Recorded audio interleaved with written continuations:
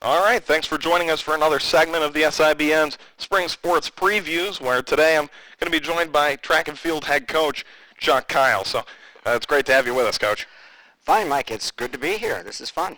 All right, so let's begin a little bit, break down this year's team. Let's begin with our long-distance runners here this year. Well, we're coming off the state championship in cross country. That bodes well for the distance squad, obviously. We certainly saw in the past few years a young group coming up.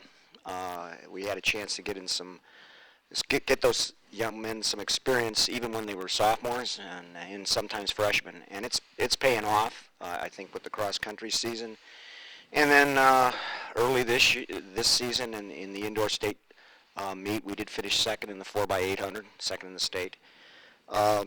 We've had one major meet so far, and we were very successful. Evan Baum won the 1,600-meter run with Jordan Troff right behind him, and in the 3,200-meter run, the 2-mile run, John Sweeney won.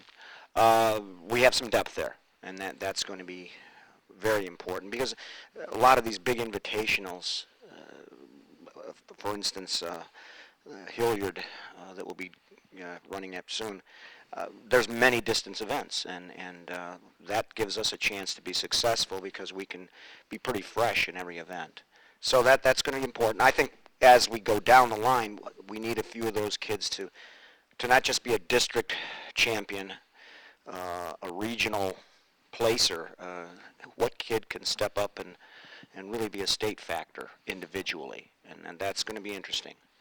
When we move to the sprint area, Kevin Johnson is back, Marcus Prime's back, our Lamar Kemp is back. We did score in the 4x1 in the state meet last year. We finished third in the 4x400 last year, and we do have a couple guys back, Lamar and Kevin. So we do have some experience back there.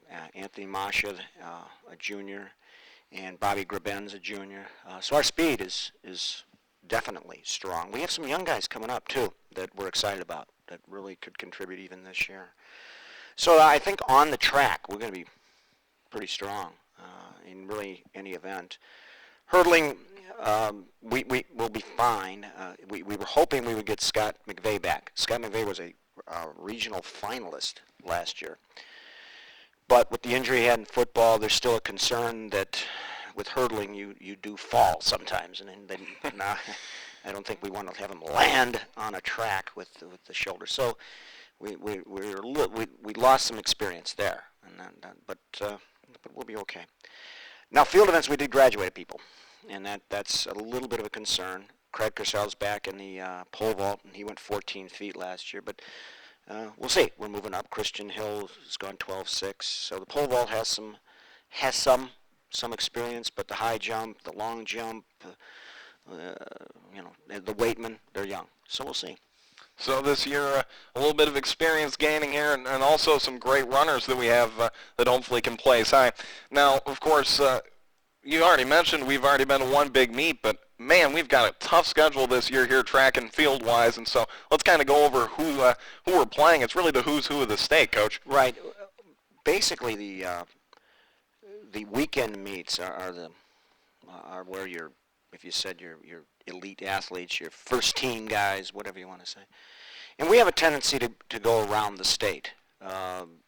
We just were at Brunswick with really the best local teams gather together and have a meet. We finished runner-up, but that was fine because we were experimenting with a number of events to see other people. But we'll be going to Hilliard, where that's Columbus area, and Cincinnati will come up and join. We'll be going to East Lake a couple weeks later after that. In East Lake, the teams from all over the state come up. It's a 2-day meet, so it's a real grind. Thomas Worthington meet, again, located in Columbus, but again, from teams from Toledo, Cincinnati, all over. So it's we liked getting a flavor, if I may, or just a feel for what's around in the state and that kind of competition. Because once you get to districts and regionals, you have to know, okay, what do we have to do to get on the podium in June?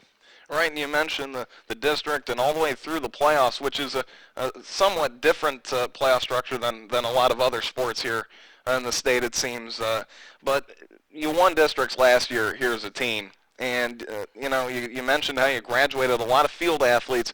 Do you feel like you have a team that can once again compete to get to that level, or possibly even beyond? How do you compare with the state, Coach? Well, first of all, we've had a lot of success over the years. Out of the last 30 years, I can say we've won the district track meet 28 times. And if we didn't win it, we finished second. So we've had that kind of success moving on to the regional. We've won the regional 7 or 8 times, runner-up probably 5 times. So to look at this team, does it have that capability? Yes. Yes, it does. It has that kind of capability. Because the one nice thing about track and field, there's various events, and we do get a lot of kids out.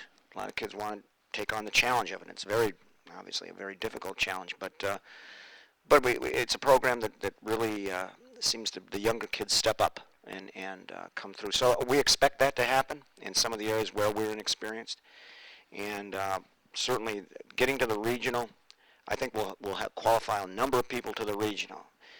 The regional is a very tough meet always because it's one of those, it's like if you compare it to the Olympics, it's like the Olympic trials. You don't want to finish 5th, because you don't go. You're good. You're an excellent athlete. You finish 5th at the regionals, but you stay home. That's tough. That's a tough way to go. But that's the thrill of it. That's the challenge of it. And so I think we'll be by the time we get to June, we'll that late May, June, we want to peak at that time. All right, so Coach, just real quick, you've mentioned it at rallies in the past quite a bit about what it is to be on this team, especially football. There's always 8,000 fans in the stands, and track it's just a different animal, so to speak. And so I was hoping just for a second you could kind of delve into that a little bit and what it's like to run in these kinds of meets. Well, in all honesty, let me say, if anybody would love to come to watch track meet, they're more than welcome. We do have a number of JV meets here at school, but the weekend meets, well, they usually begin like 9 or 10 in the morning, and they usually go along till about 4 or 5. And, of course, the spring in Cleveland, Ohio, it's usually 40 degrees freezing. We don't usually get too many fans there. And that's totally understandable. No one expects a big fanfare. I think what's wonderful and appreciated very much so is here it is on Monday, and certainly you look on the Sunday paper and they have all the results of certain tournaments and certain invitationals, and kids do well in certain things. It's nice that they're walking down the hall and one of their friends will go, "Hey, nice job over the weekend. Nice job. Great. Hey, good job."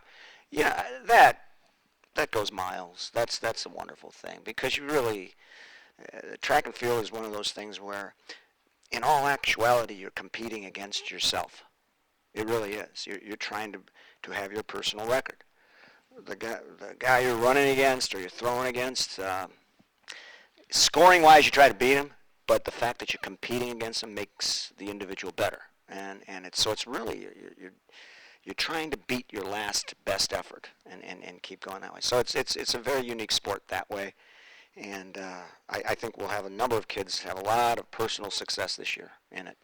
All right, thanks so much, Coach. Sure. All right, so for Coach Chuck Kyle, I'm Mike Watts. We hope that you maybe come out to a meet here this year, or make sure to follow the track team on ignatius.edu or in Eddie Dwyer's Corner.